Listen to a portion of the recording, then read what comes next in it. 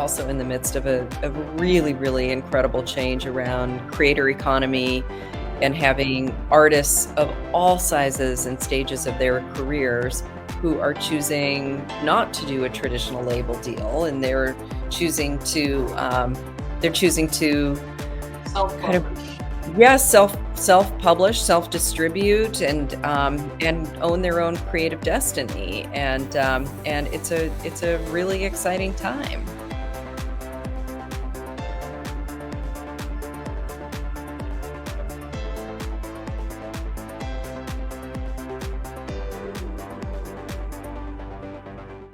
Hi everyone, and welcome to our next episode of GAMEON Podcast.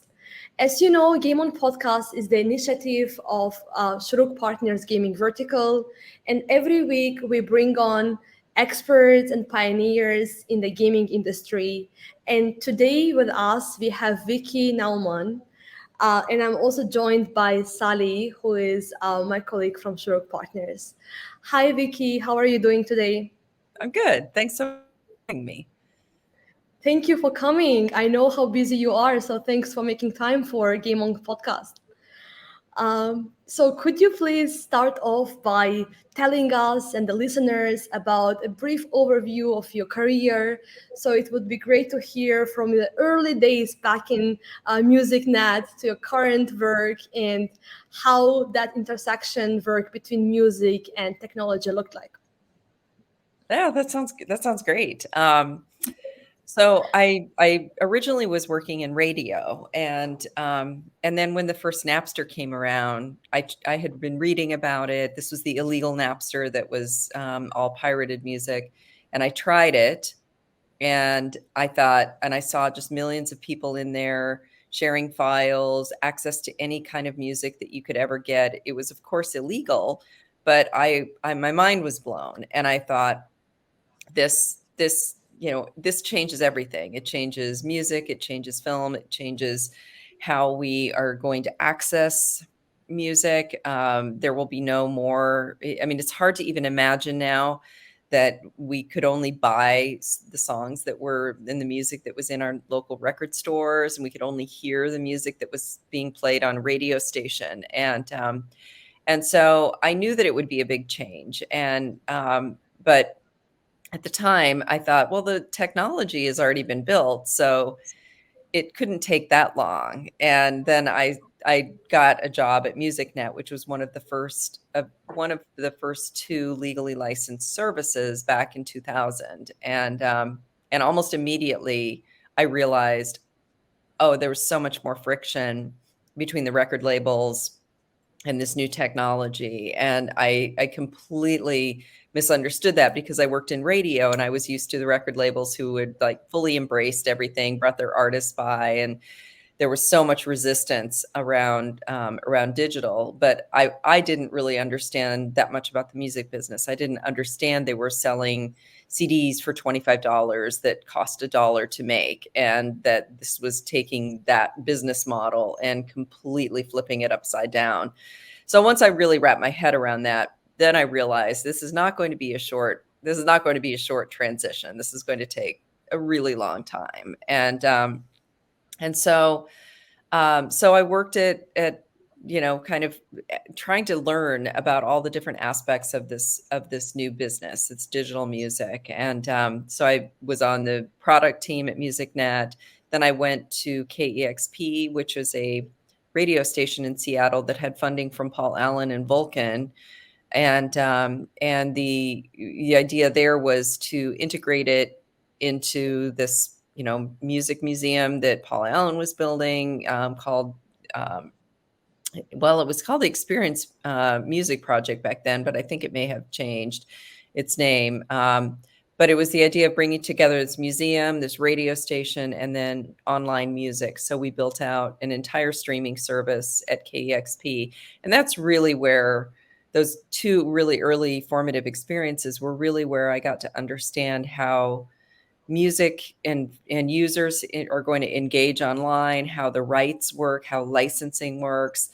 And it was really formative for me in kind of, going forward, because I felt like You can go from being, like a radio station or a service can be in a city, but be global immediately.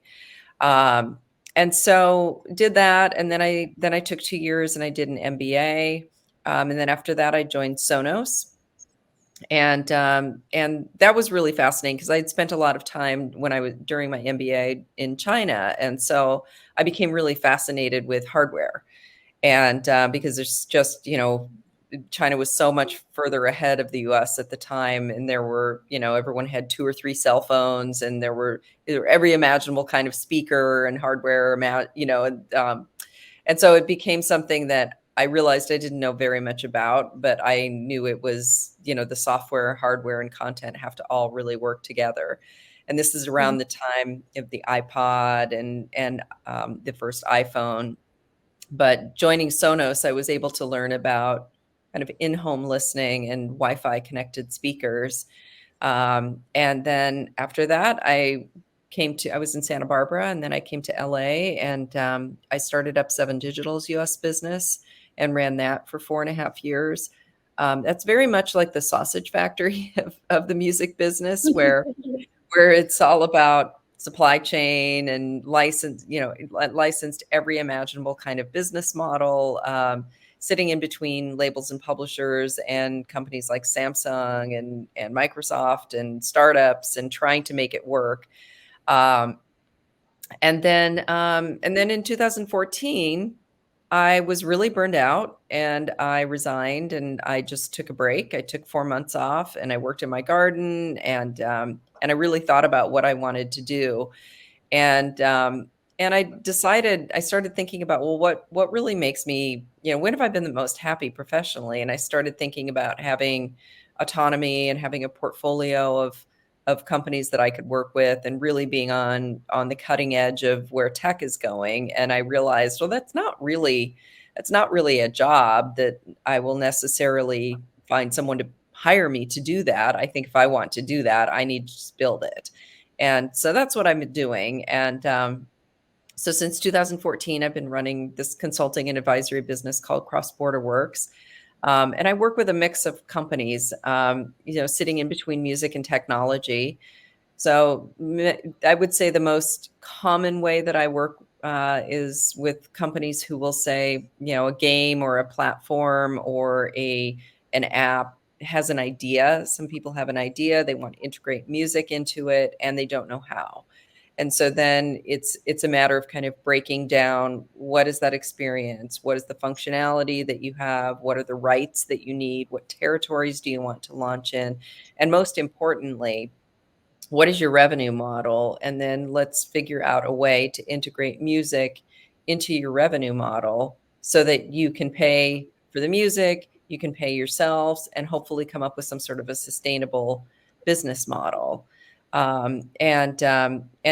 Music is really challenging. It always tracks companies that see it as a great way to get platform adoption, because with artists you have fans, and music draws a crowd, so it's a really great medium for introducing into a set of users.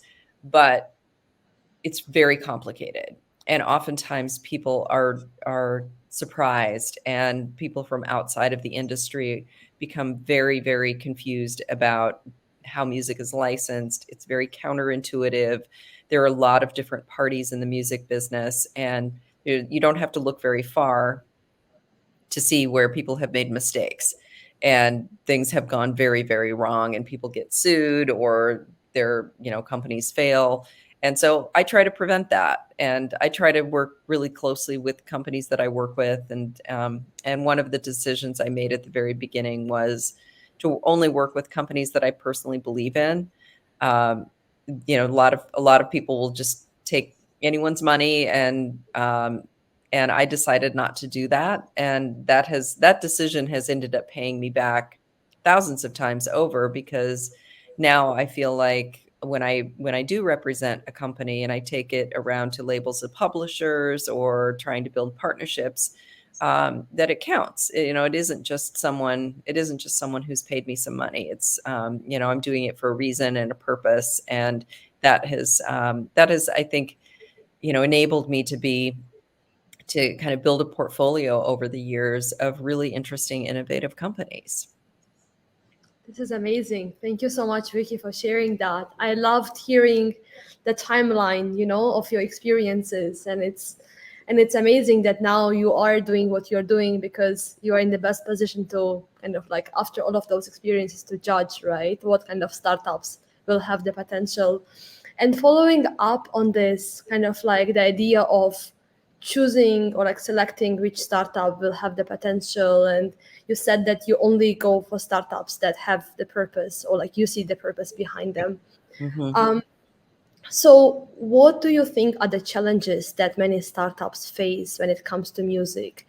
And a follow-up on that is that I was reading an article recently about the fact that the majority of people who play video games, they always have, like, I think it was 75% or something, they listen to a podcast next to it, or they listen to like another song from their own playlist next to it.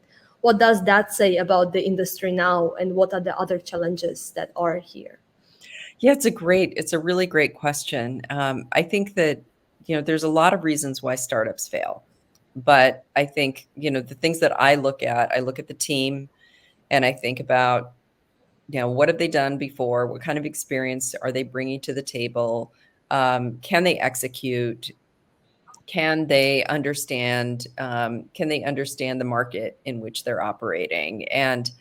Um, and then I also think about their music, and do they have an appetite to really understand and navigate and have the patience with music, because it's tedious, like licensing music and bringing things to market with music in it, very tedious, and it's because you're using someone else's intellectual property. Um, but then if you get beyond those 2 points of, is it a good team, is it a good, do they have an appetite to understand music, then it's really, do they have a good product, and is the timing right for the product in the market? There are lots and lots of things that are timing oriented, and a great example, I worked with an AI company 5 or 6 years ago. They were too early, and they sold to someone. They had an exit, it was decent exit, but I think, if that had been 3 years later, they would have been in a fantastic position for the market right now.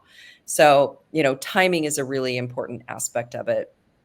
And with gaming in particular, it's I'm so excited about the possibilities between music and gaming. And part of it is that there's such an engaged audience around gaming, and that you have the global audience. You have, like, I think it's like 3 billion people play games on an ongoing basis. And there was a Deloitte study that came out recently that showed that 49% of gamers discover music and would like to have more music in their games. And this is really, really exciting, because unlike a streaming service where you go and you're specifically there to listen to music, a game, you're there to play the game, but music is additive. And because it's immersive, you can really hear and enjoy music in a different way than you do when you're just, playing a game without anything in it.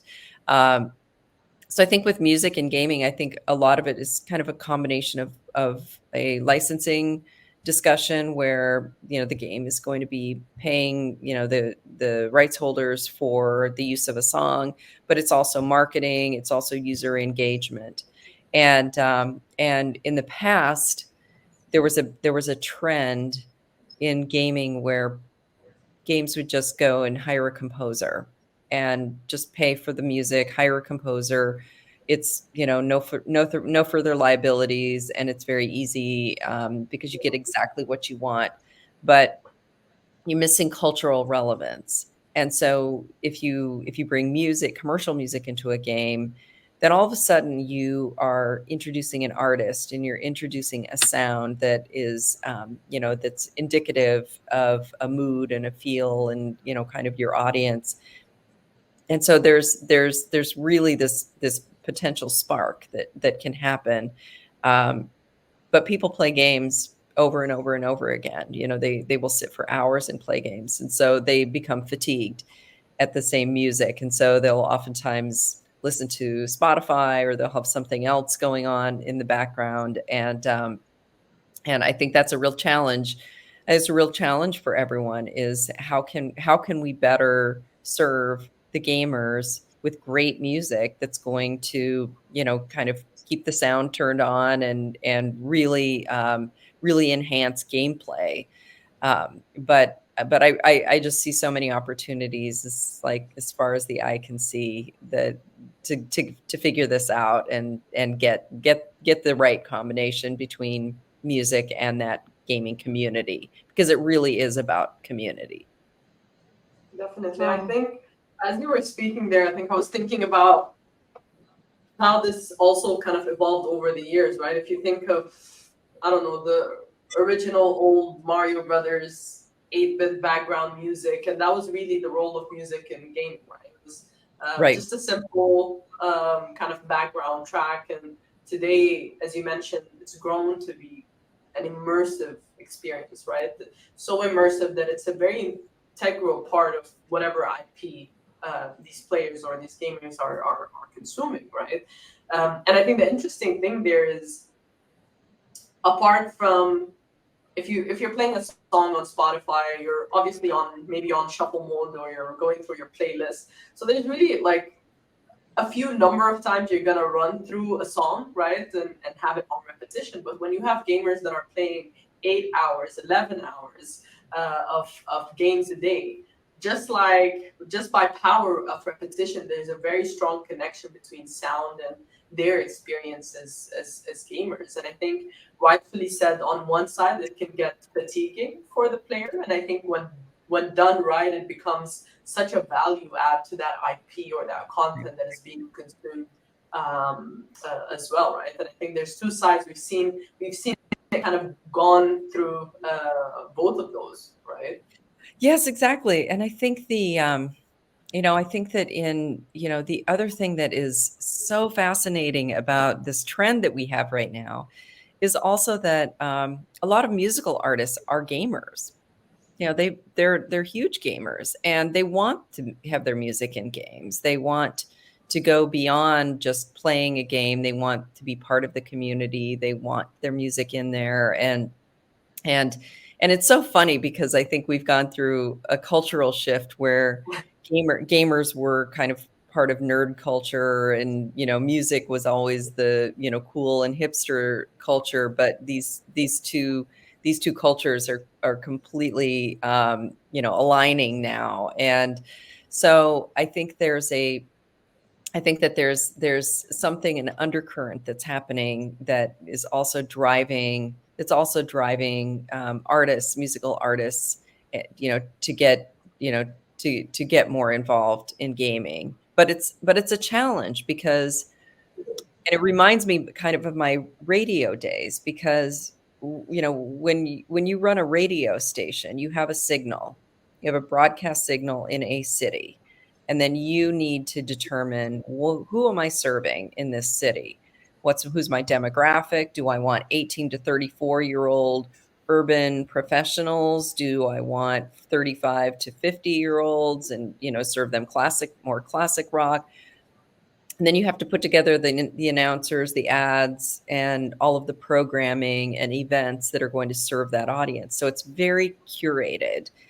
And then if you think about streaming services, there is curation that's being done in playlists, but for the most part, everything is available for the end user to decide what they want to listen to.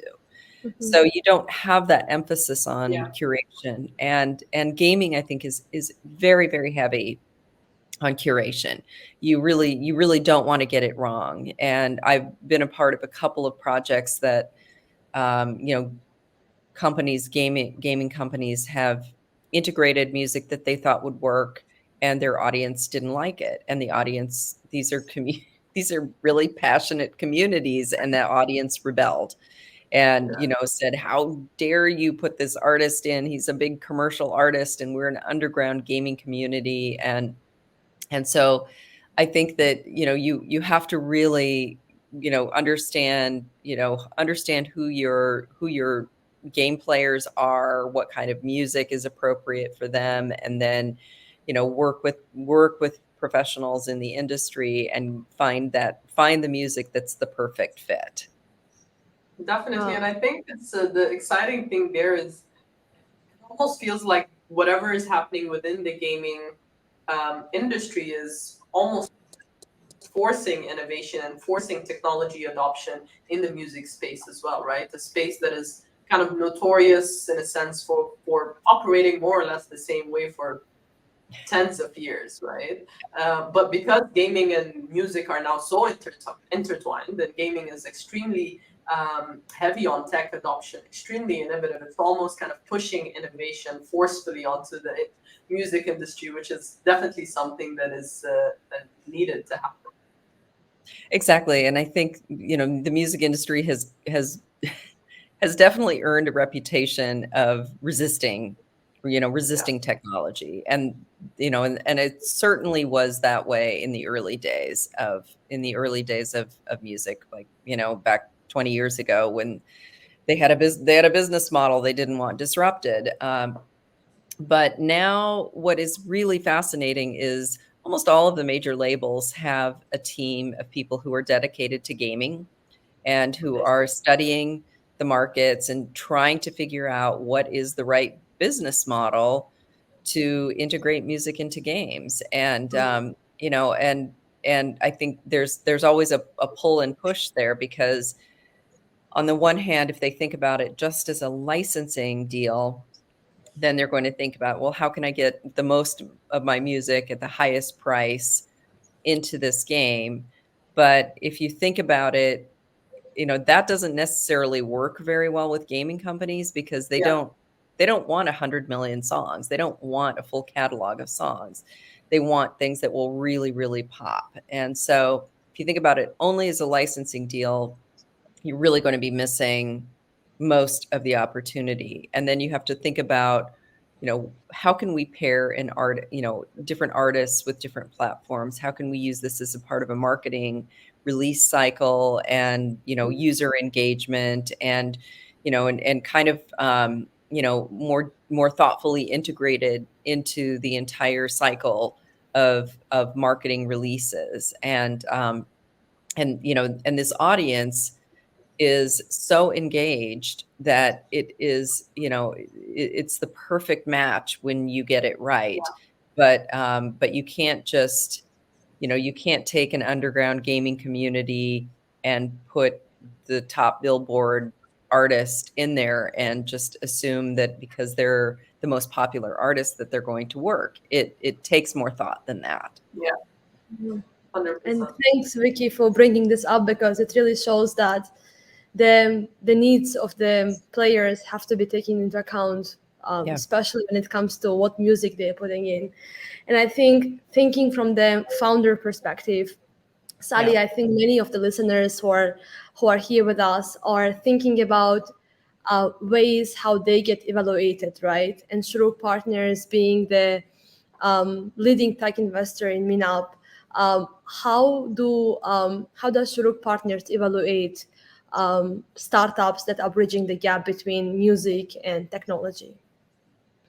Well, go ahead, Vickie.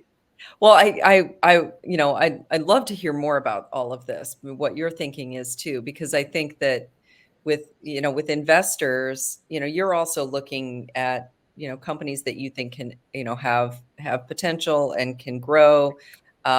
Music is notorious in the investor world. There are many investors who look at things that have music in it and they just say, pass. We don't understand it. It's too complicated. It is, and this goes back to the early days of digital, where companies would raise $10 million and then they would go sign deals with the major labels for $11 million. And then they would, all all the money that the investors put in would go to advances, and then there was nothing left to operate, and then the companies would fail.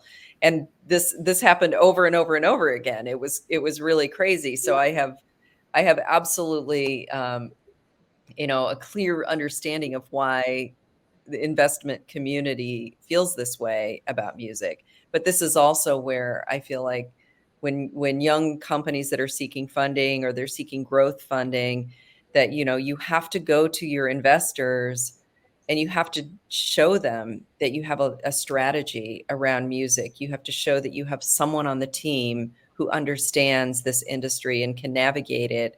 And ideally, you're going to investors when you already have music deals in place. And so that you are not perceived to be asking investors for money to go and do music licensing, but you have to go and have demonstrated that you have the ability to do it. Definitely. I think, as you're speaking previously, Vickie, I think you touched upon these things. I think for us, music and the intersection of that with so many other industries, so many other spaces, is something that's extremely exciting for an investor, right? Because the potential there becomes tremendous. The tricky part is, do you have a team that understands the nuances of this complex industry and what type of resistance they might face, right? And on the other side, does it make sense, or is it the right timing for something like this, right? And I think, like, with an industry like this, where there's tremendous opportunities and tremendous potential, right, to really grow within that, you don't build innovation by solving small problems, right? If you think of all of the big music technology companies that came out there, they were not solving small problems, right? It was a very revolutionary idea, like Snapster, or any CD Baby, any of the others, right? It was a very revolutionary idea that they were trying to solve. It almost felt impossible. And I think that's just because of how big this industry is, how much it's integrated into our everyday life, gaming, entertainment, leisure, everything to on the business side as well, right? And I think that's essentially what we look at, right? We look at significant problems that are worth solving, right, in the music space. Are there problems? Yes, definitely. Is each one of them an investment opportunity? Not necessarily. Second, obviously, as I mentioned, the team, do they understand the nuances of the space, whether that is through their expertise or network or so on? Because no matter what we say, it is still kind of, I would say, an intricate space for us to operate in as a technology company. And thirdly, does the timing make sense? I think similar to how gamers are very avid and engaged fans, music fans are also avid and engaged, and they will rebel at the slightest wrong move, right? So timing becomes extremely important in that case. It's a really great point, because music fans and are very particular. We've also gotten to the point where, with the elegant user experiences of Apple Music and Spotify and Pandora and Deezer, all of these streaming services, where they work so seamlessly that music fans have just grown to expect this. There's a high bar, so you can't really go to with some clunky user experience and expect music people to have the patience for it. And there will almost always be a surprise. I mean, I've probably worked with hundreds of companies over the course of my career, and there isn't a single one who was building a service or some sort of integration, and they anticipated exactly how their audience would respond with music. There's always a surprise, and music is really personal. People have their their favorites and their aversions, and there are things that you think are going to be perfect that are not, and there are going to be things that you think, I'm not sure if this is going to work at all, and they will become wild successes. And so I think part of this is you have to have an openness when you're a music tech founder. You have to have an openness to to your user base, to the music industry, to the offering that you're putting together. And I like people to think about their music offering in the same way that you do your product, where you have an MVP and then you start adding features and then you test things and you find out what works and what doesn't work. And it's the same thing with music. If you have music in a game, like I like to try to get people to shrink that down. Like, what is the least amount of music that we need to get going? And then let's get started with that. And then you iterate and you iterate and you change and you modify your approach based on your audience and based on the music business. And I always, the music business is notorious for people resisting and not wanting to be a part of platforms. And it's very counterintuitive, because you would think, well, if you have music to license, wouldn't you want to be in everything? And the answer is no, that people don't. And so, the gaming world, I think, is also a perfect opportunity to really do matchmaking, because if you don't want to be in a game, then there's no reason to kind of drag people into it, move on to the next band or move on to the next artist, and many artists, these are synchronization deals when you're doing music and gaming. So you need the 100% of the performing or the publishing rights, and you need 100% of the master recording. And that requires the labels and the publishers to go to those actual artist teams and ask for their permission and say, here's the offer to get your music into this game. Do you want to be a part of it? And so sometimes these things get rejected and they say no. Sometimes it's about money. Sometimes it can be that people don't like games. Sometimes it can be that the game has shooting and people don't want that. Or they can have conflicts and they could have a deal with one gaming studio, and so they can't just open up and do anything with a direct competitor. So it is a tedious process, but there's merit to it when you understand and you think about, yes, if you are an artist, you get to approve where your music is being integrated, and I think there's power in that.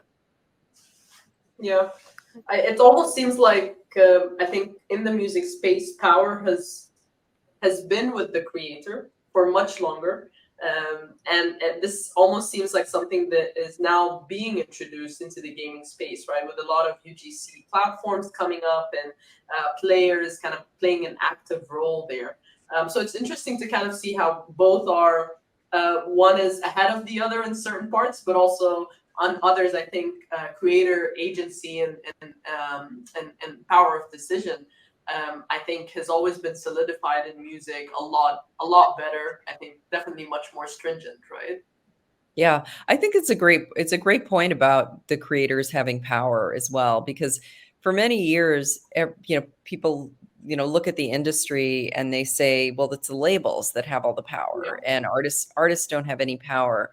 But when you really understand how it works, the artists do have power. They do have agency, and more artists and their teams are also doing things like reserving all of their name, image, and likeness rights, so that, and especially in gaming, when we think about skins and avatars and, artists and people representing themselves and their brand and, their likeness, those rights, I think, are going to be more and more valuable in the future. And so those, the artists, and there's the smart artist teams and their managers, know very well how to navigate this space and how they can get the best out of having a label deal or a publishing deal, but they can carve some things out that are really important to them.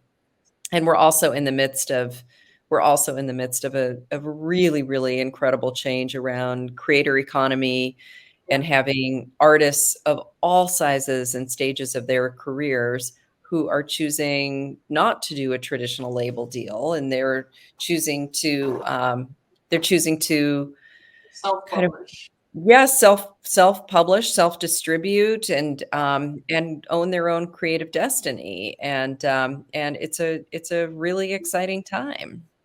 Yeah. 100%. Definitely. And Vicky, you mentioned that you worked with hundreds of companies, right? And you advised them. So I was wondering about, like, from your own experience and seeing other companies' growth, what would be your advice for people for founders who are who are trying to find out their way of integrating music to their video games, or to people who see their career at the intersection of music and technology? So if you could just go back with the knowledge that you have now to the beginning of your career, what advice would you give to yourself and to the listeners that are with us today? Yeah, that's great too. I think on the, to the first part of the question, to founders who are working and doing something with music tech and they want to integrate music, I would say, you know, one of the biggest mistakes that happens is that teams that don't understand how music works will build an app or they'll build something out and then they think, let's just slot music in at the very end. And that they've used Spotify or they've used, played a game and there's music in it and they don't understand. And then they've built something that has implications in that are, that like the set of rights or the things that the music that they think that they need is going to cost them tens of millions of dollars, and they didn't realize it. Whereas if they would have architected slightly differently and thought about, maybe I don't need all the music that's ever been created. So I think if you want to integrate music, start really early in the process. And that can mean, finding someone who understands the landscape, who can advise you, who can say, go down, we know what's around the corner and you can't see what's around the corner, but we can. And so find someone who can help to explain the way the industry works and how music rights work. And so that when you're building, that you are building something that you can afford and that is sustainable for you. And then I think on the career side, I think that everyone should understand as much as possible about tech and the way technology works. One of the biggest lessons that I had when I went from working in radio to working at Real Networks in the software group was I got there and I thought, I'm here to work on the P&L and the partnerships with labels and and promotions. I don't need to understand very much about technology. And I like my first day at the job, I was like, okay, I was wrong. I can't do this without understanding technology because I couldn't be credible with developers and I couldn't articulate, that I wanted to have a feature because I didn't understand how difficult or easy it was to build that feature. And so I started back then, this is over 20 years ago, but then I started realizing I would be in meetings and I wouldn't understand what people were talking about. So I would take notes and then I'd come back to my desk and I had a software terms glossary and I would look everything up. And then I was like, oh, that's what that is. Okay, I know what that is, but I didn't know the acronym. And so you have to really want it to work in this space. And and I think that it's incredibly empowering to understand underlying technologies because that's how gaming works, and understanding how platforms work and how music can be delivered, and all of this technical complexity. You don't necessarily need to go as deep as I have, but I think maintaining a curiosity, not only about how how music can change people's lives and how music comes through labels and artists. You want to understand how technology comes through developers and tech companies, because those two, when they intersect and they get it right, there's absolutely nothing better than it. But when you can kind of tell sometimes where it's like, oh, the two just don't really blend together. And you need that, you need a team of people who can really see both sides of it. So if I were 15, I would be learning to code. And if I were in college, I would definitely have an understanding of, I'd want to have a really solid understanding of tech, even if I'm not coding, but having these foundational layers. And then, you might not ever use that. You might not ever code anything in your professional job, but you will be able to have a conversation with the people who do. And that matters a lot. That's amazing. I'm sure the founders who are listening to us, they are also writing that down in their glossary, a list to go. Thank you so much, Vickie. It was amazing talking to you. I'm sure the founders and people who are listening to us, they learned a lot about music industry, the challenges and the opportunities. And the most important thing is they learned the skills that they need to have to be able to develop in this industry. Thank you. We know how busy you are, but we were very, very happy to have you today on the show with us. Thanks so much. Thanks so much. And anyone who wants to get in touch with me, my website is Cross Border Works. There's a contact information there, and good luck. And I love supporting entrepreneurs, and so I hope that this is helpful to just a few people. It is. Thank you, Vickie. Thank you.